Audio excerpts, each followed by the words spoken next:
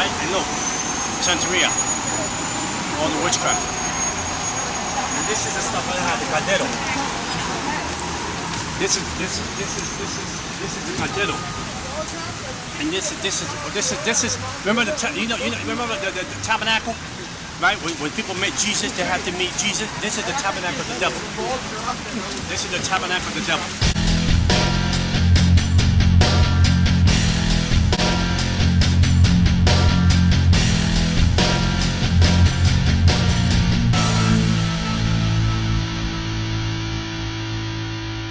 I grew up in a neighborhood that, first of all, the first killing that I experienced feet away from me when I went to go and get a gallon of milk was only 10 feet away from me. They shot the guy like 7 times. They shot him 7 times. As a young boy, I seen killings after killings after killings. In order to survive in the streets of the South Bronx, you had to be a killer. You have to be a murderer. You had to be smart. You had to be slick. My father's side was all witches and warlocks. We lived on witchcraft. We had a contract direct with the devil himself. My father, I remember when I was younger, like 8, 9 years old, I would see him go into the room to worship the devil, and I could feel the presence of the devil come into that room. And my father would worship and speak in tongues, and demonic tongues, and worship and put flowers and put candles and put water. At 7 o'clock at night to 5 in the morning, I was already going to demonic church. I was going to witchcraft church. I was being trained to be a warlock. I was being trained with witches that were in the religion for 30 years, 40 years, 50 years. They was training me to learn how to speak to principalities, spirits in the ground, the devil himself. You couldn't speak to the devil right away. You had to earn your right to speak to the devil. And the first mass killing that they did in my neighborhood was at this house right here. The husband stabbed the lady 52 times and cut her ears off here. And then me and my brothers were hanging out with their daughter, and we came to the house to walk them back home because we're hanging out with the daughters right here. And the daughters found their mother cut up to pieces here in this house. I was in a schoolyard playing with some friends in the schoolyard, and the pastor came, and they had this band came in, and they started singing songs, and people started to gather in the schoolyard, and it was an amazing atmosphere, amazing joy in that schoolyard. And I came from a broken home. This pastor's up on stage, and he's talking about some Bible story and some Bible book, and he's talking about how God loves everybody and all this other stuff. And for the first time, I'm getting kind of captivated. Wow, maybe God does love me. Maybe God wants me. Maybe God wants my family. Maybe God wants to touch me and my family. Maybe he wants to change my family around. And I said, well, I can get some of that. I'm going to get some of that because He's coming my way. And this is the first time ever I felt an incredible love that was undescribable. This pastor's coming off the stage and praying for people and touching people. So I said, now it's my turn. Now He's going to touch me. Now Jesus is going to accept me. Jesus is going to show me what love is about. And this pastor passed me by. Never touched me.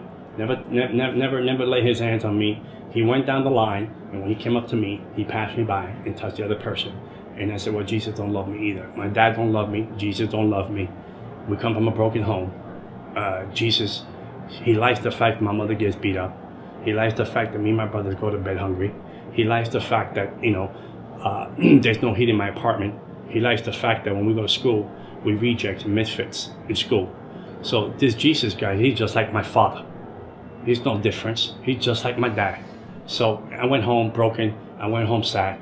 I remember that a week later, 2 weeks later, I was at a schoolyard, hanging out, playing with a friend of mine, and I heard something fell and hit the ground, and it was a voodoo necklace. So I took the voodoo necklace. It had many colors. I took it, I put it on, and the necklace was my first contract with the devil. We went to a tarot card reading, and when I went to the tarot card reading, as a little boy, at 10 years old, we went in.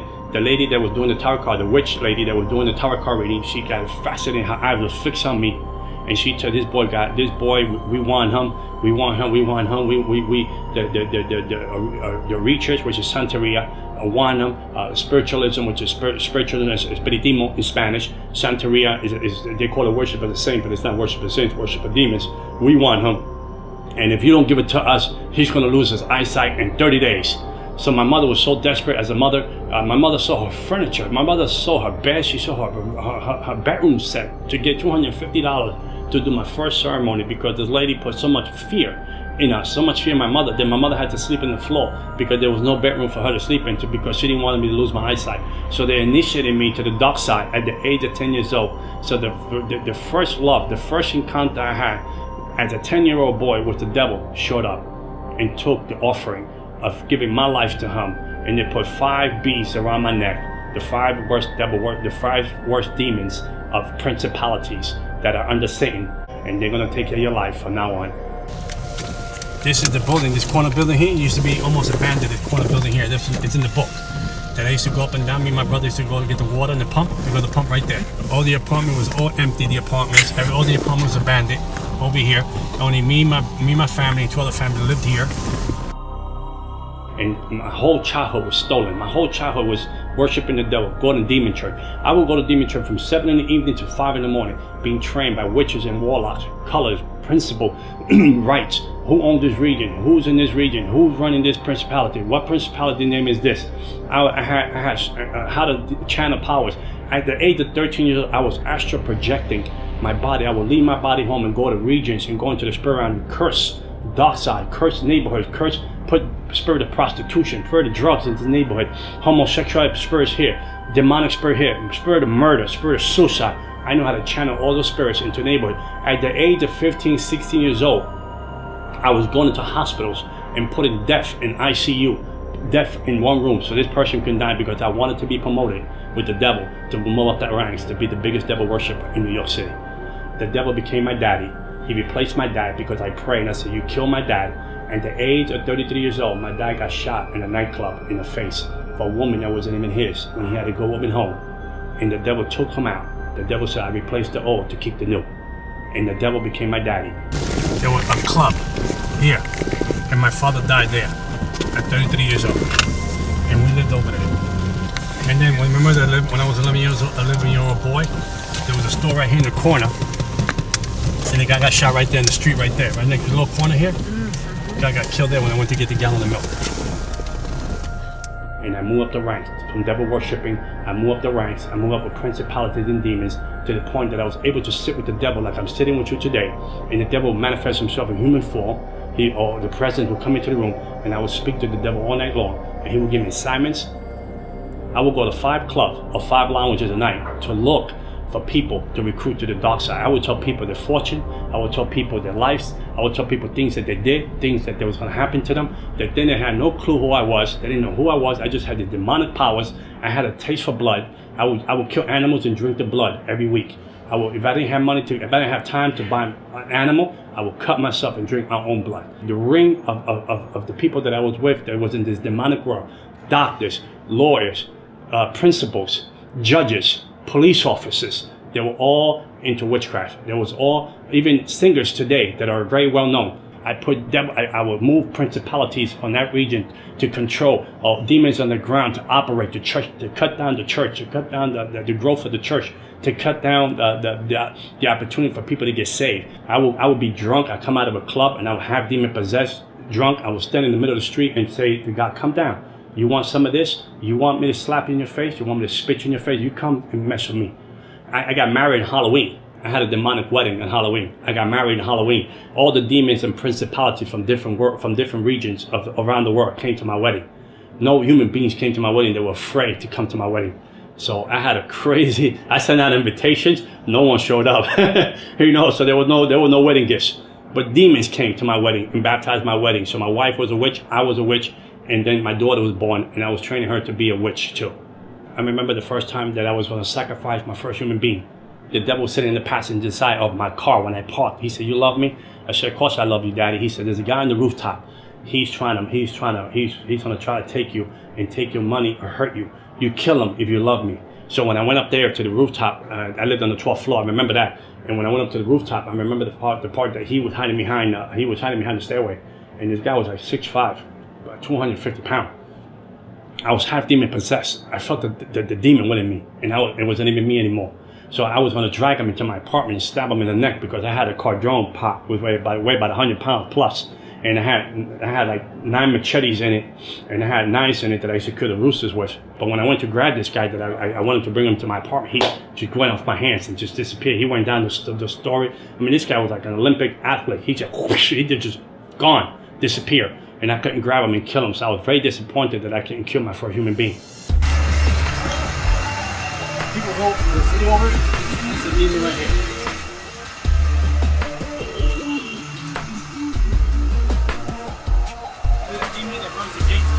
This is the one I was telling you about that is in my book.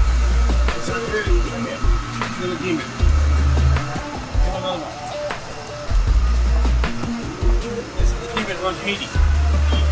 Principality over Haiti. One is over here, principality over Islam. And look at this. Trap the people. The truth.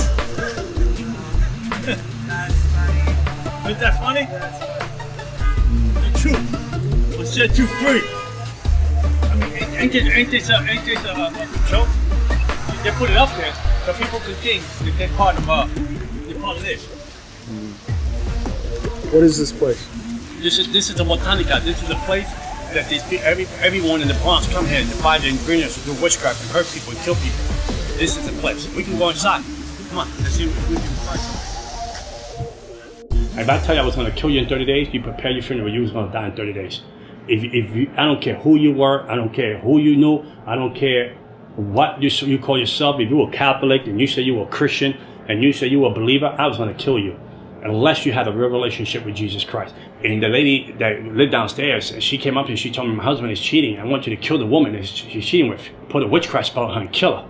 How much you charge me? I said, well, come back. I'm going to speak to the devil, my daddy, and I'll let you know. Come back in a couple of days. So the lady came back. The devil told me what to buy. He said, buy a coffin box, buy 21 black candles, buy an image of the lady, put her in the box, to do the witchcraft, to kill this lady. So we were going to do her for 21 days. She was going to die. After 21 days, we were going to do her funeral. So when the lady came to me, I said, I'm going to charge you $10,000. I told her to kill the lady. She said, sure. She said, I tell you what, I know you. You've been good to me. I go to your house parties. Give me $7,000. I'll give you 30% off. I said, I'll kill her. I'll give me 30%. I take 30% off the 10. Give me 7,000. So when the lady was going to leave my house, she said, by the way, she's a Christian. She said, the lady's a Christian. I said, I'll kill her for free. I said, I don't need the money. I said, I'm going to kill her for free. I'm going to teach these Christians a lesson that they're going to learn. I'll kill her for free. I told her, I don't want your money. I'll kill her for free. So I did the voodoo thing. I did the witchcraft thing. And 21 days went by. The lady didn't die. A month went by. The lady didn't die. And I was like, wow, what's going on? I mean, my reputation's online. So I called the devil, I called the demons that was signed. I increased the witchcraft. I increased the witchcraft. I doubled the witchcraft on it so she can die like overnight. Nothing was going on. Nothing was going on. I was home at night and the devil shows up. And I feel the presence of the devil comes into my house. And then the devil told me, we have to abort the plan of the lady that you want to kill. And I said, why would we want to abort the plan? My reputation on the line. I'm a witch. I'm a warlock. If I don't kill the lady, they're going to think that I don't have any powers. The devil said, you don't understand. The God that she serves said, don't leave her alone. Don't touch her. And I said, who's this God? She said, the God that she serves.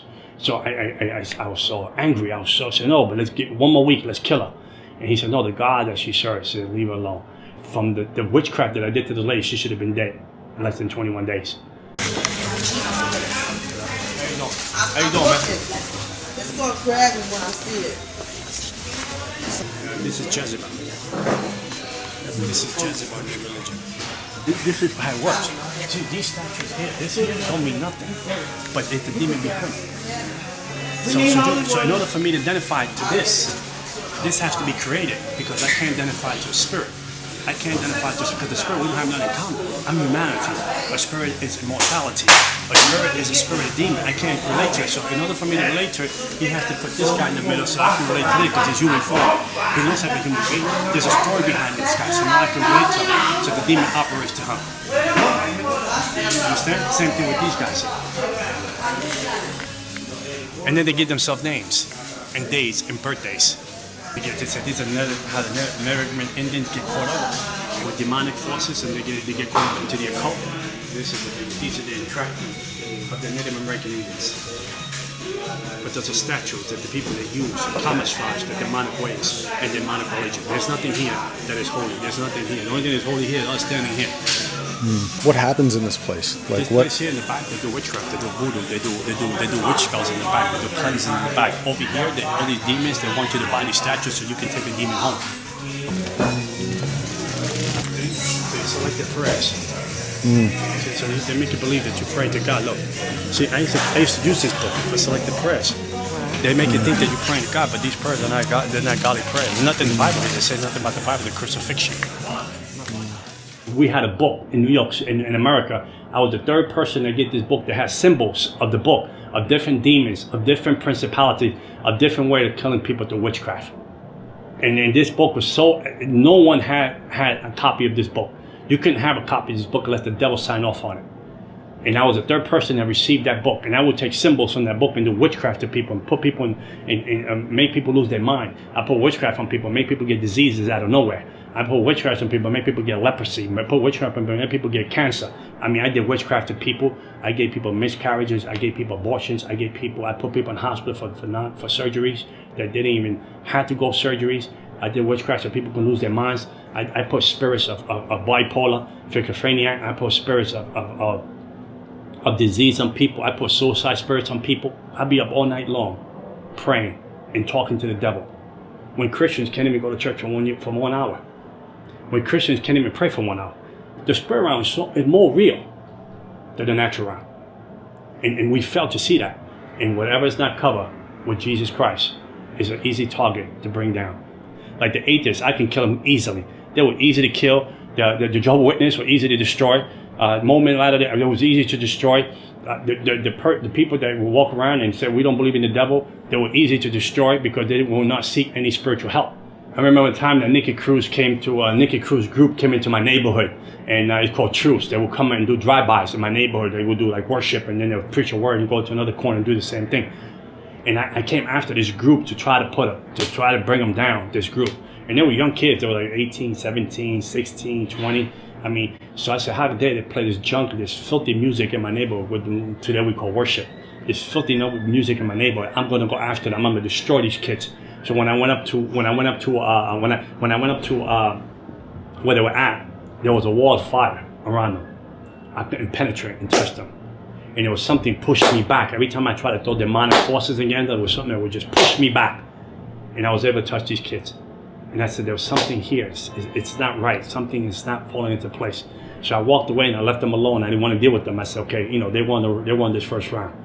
So there's obviously spirits here watching us. Yeah, watching us. Yeah, of course they're watching us. Yeah, and so we're all protected. We're protected. Yeah, we're under the blood, brother. Ain't nothing like the blood of Jesus. Okay. Man, yeah, we're all protected, but there's nothing that can touch us because Job said, "What we got a hedge of protection around us, and we can walk into this place. We can chase demons out of here. We can curse this place to the ground in Jesus' name, and there's nothing that the devil can do." I mean, I had so much money. Beautiful cars, beautiful woman. I had it all. I lived in a world that people, my neighborhood they were terrified who I was. They said, if you mess with that guy, your family will die. If you mess with that guy, he don't need a gun. He'll kill your family in his sleep. My daddy was awesome. My daddy was, he knew, he gave me powers beyond I could imagine. He gave me powers that people had fear me. The police had fear me. The securities in my neighborhood had fear me. People that knew that I was the devil's, they would call me the devil's son. I brought Christians to their knees, not to prayer, because they had no power. It wasn't because your God wasn't all powerful. Don't get me wrong. Because your God was all powerful. The vessel was weak. The vessel had no prayer life. The prayer had no fasting life, and they had no relationship with God. There was a form of godliness in the person, but no power. The person was weak. The person had nothing going. He had a Bible. He had the right suit on. She had the right dress on, but there was no connection with Jesus Christ, because you was out of his will, you was out of his promises, and you was out of his divine purpose. And I had you, I own you, I had you as a slave. I broke you, I put witchcraft on you. I kept doing that to Christian after Christian after Christian, after families, after churches. I chased everything down that represented the cross of Jesus Christ.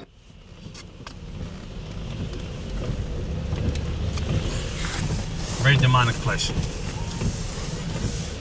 So that place has an effect on the whole neighborhood, you're saying? Oh yeah, of course. Oh, that just had this whole region on lockdown. That's the devil's throne. We just went into the devil's throne. That drone business is the 80s. And then they go there, spend $100, $200 buying all these things, and then they broke. They're on welfare, public assistance, but they got money to buy all this junk. But they think their life is going to get better. They think that their life is going to improve. They think that they're going to make progress in life. They think that they're going to break generational curses. They think they're going to break, vex spells, voodoo. They think they're going to break all that. And basically, God said, "I come. I do it for you for free. Just give your life to me, and I'll set you free." But they don't want that. That's too difficult for them. That's too complicated for them. But they can walk into a place like this and drop $200 to think that their life is going to be free, and they're going to live a life in abundance. I had contact with the principality that runs Haiti. His name is Candelo. I had contact with him. I had contact with demons in Miami. I had contact with demons in Africa. I had contact with demons here in New York City, principalities that run the crossroads of the world, here on 42nd Street. Okay, there's a different principality that run the crossroads of the world here on 42nd Street than the ones that try to run here in this neighborhood. I didn't have a conscience.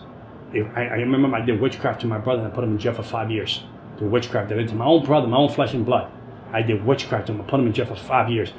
My other brother that was a warlock, he came into my house one time with an attitude, and the demon jumped on him.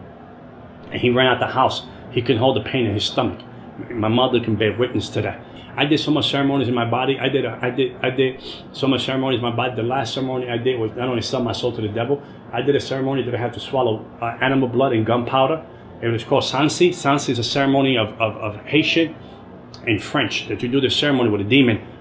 So when I go to people's houses and eat, they can't put witchcraft on the food. I did that kind. I did all the ceremonies you can do. I knew I would go to demon church. And every year, we would have a meeting, a secret meeting. All the high witches and warlock would have this meeting to find out what principality we was going to usher out and bring in to run the region. We were more organized than the church itself. The kingdom of darkness was more organized than the Church of Jesus Christ. We knew how to do ceremonies. We knew how to do things before the year was over to prepare ourselves for the next year. When Christians couldn't go to church and pray for 1 hour. When Christians could go to church and have a consistent relationship with God. I even took a sabbatical from witchcraft, and the devil punishment took my eyesight for 1 year. I was completely blind for 1 year, registered with the Commission of the Blind. I was completely blind. They was training me to use an eye-seeing dog, and they was training me to use one of these sticks that you use that you walk the streets with. My mother took care of me for 1 year. My eyes went black, and a mist of gray went over my eyes. I was completely blind, and when I gave my life back to the devil, after 7 surgeries, the devil gave me back my eyesight, and I could see again. And that was my punishment for taking 1 year off. I wanted to take off. The devil said, "You want 1 year off? I'll give it to you." He took my eyesight, and that's the world I lived in. If you mess with the devil, he'll kill you. He'll kill your family. It was a fear that will grip you beyond measure. That you could not leave this religion. You could not leave Santeria. You could not leave Palamanyumbe, and you could not leave spiritualism. The doctors could not explain how I lost my eyesight. Meanwhile, Christians, and I was like, why Christians do bad, and Christians sometimes miss the mark, and the only thing that shows up in their house is grace and mercy. When you show up with the devil and you do something the devil don't like, he kills someone, he kill your family member. And I remember the devil warned this lady. She said, "You can't be with that person no more." And she didn't care because she was in love with the person. The devil, demon possessed a homeless guy in the street. He took a hammer, hit her 17 times over her head, and killed her. One day I was sitting home, and it was amazing. I came from a nightclub the night before. I was sitting home watching a show called Jerry Springer. I know, the crazy show. People beat each other up. I get joy out of that. I was getting joy out of that, laughing. For the first time, I heard a voice say to me, "Son, I'm coming soon. What are you going to do with your life?" An audible voice shot from across the room. And I thought it was the TV that was talking to me. And I said, "No, it can't be the TV because these people are beating each other up. These boys." I knew the voice of the devil. I would sit with the devil like I'm sitting with you today. And he would come into human form. He will come in the room. He'll come in sometime. The presence of him will come into the room. The atmosphere changes. And I know he would sit with me and he would talk into my conscience, and we'd talk back and talk all night long. I knew that too. I knew it like you know the back of your hand.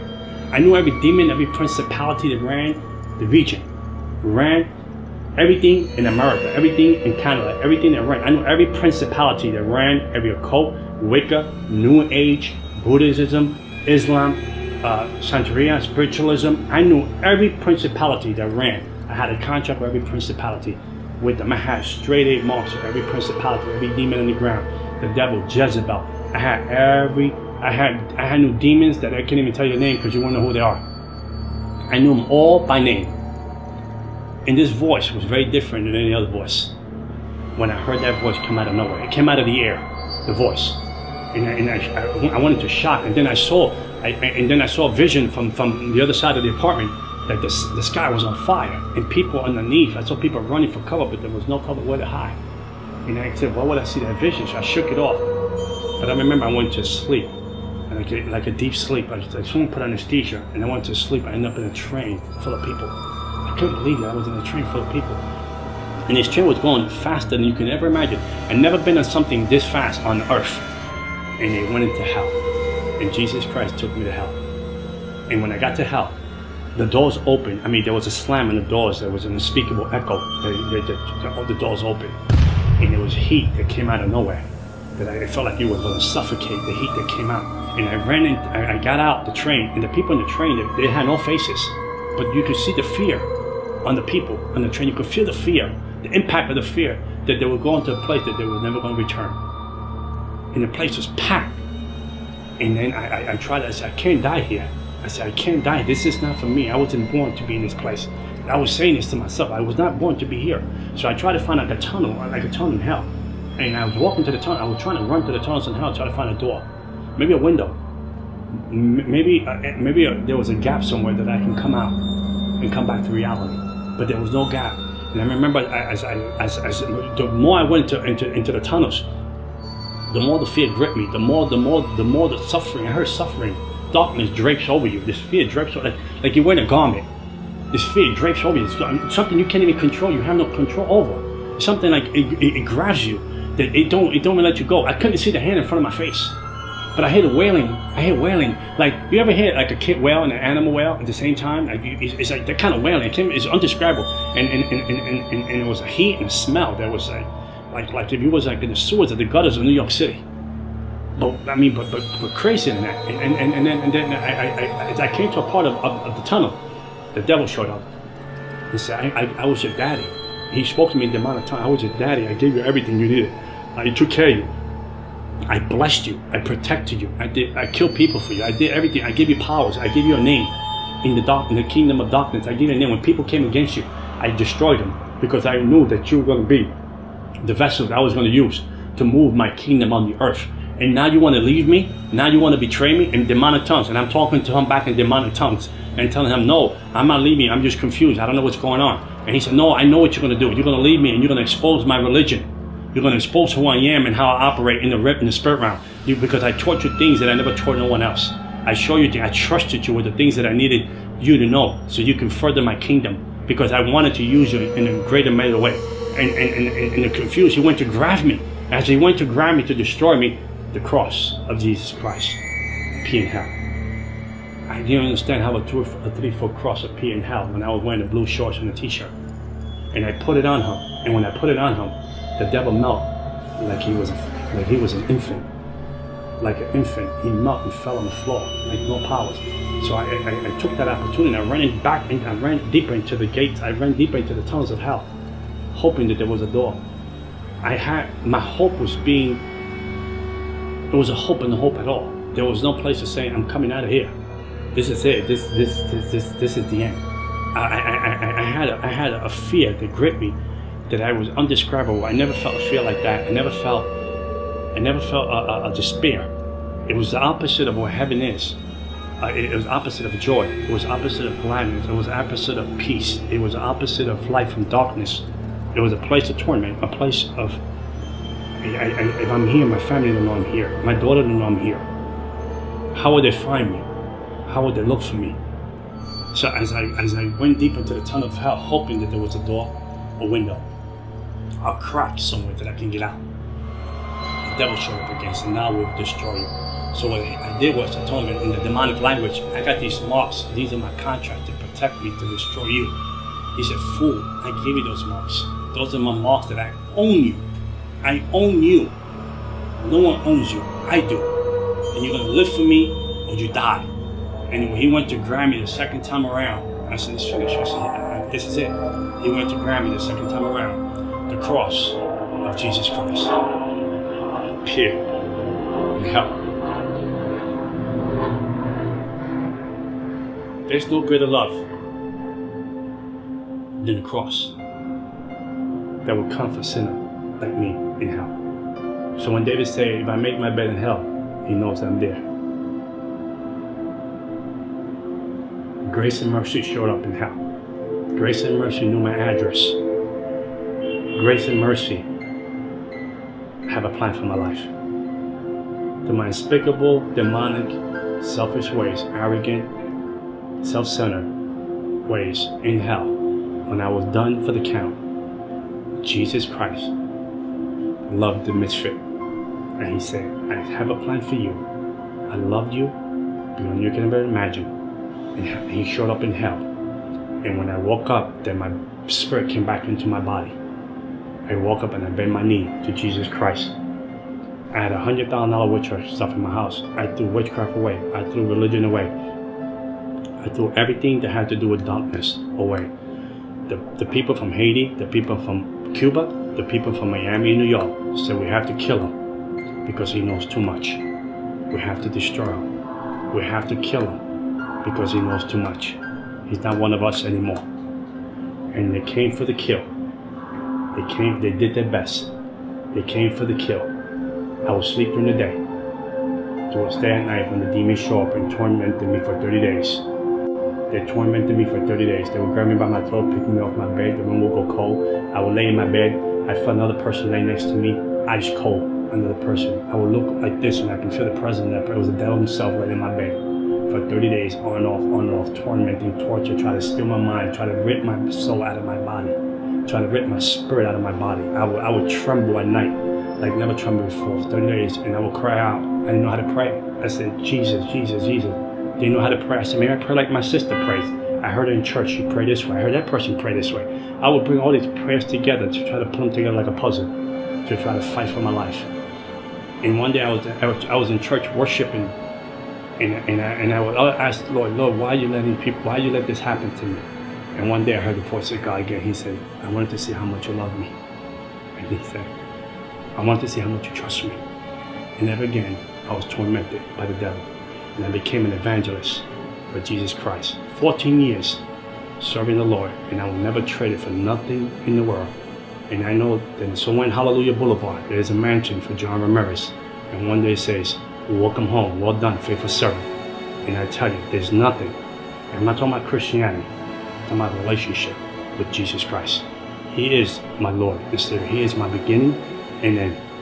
No weapon formed against me will ever prosper. I died when Jesus said I go home. Not because of a witch, not because of a person, not because of heck, voodoo, vex, incantation, none of that can separate me from the love of God. $100,000 of witchcraft, selling my soul, marks here, marks here, marks here. But the biggest mark is here. It is the love that I have for the cross. And nothing like the cross of Jesus Christ. And I tell you this, and I end with this.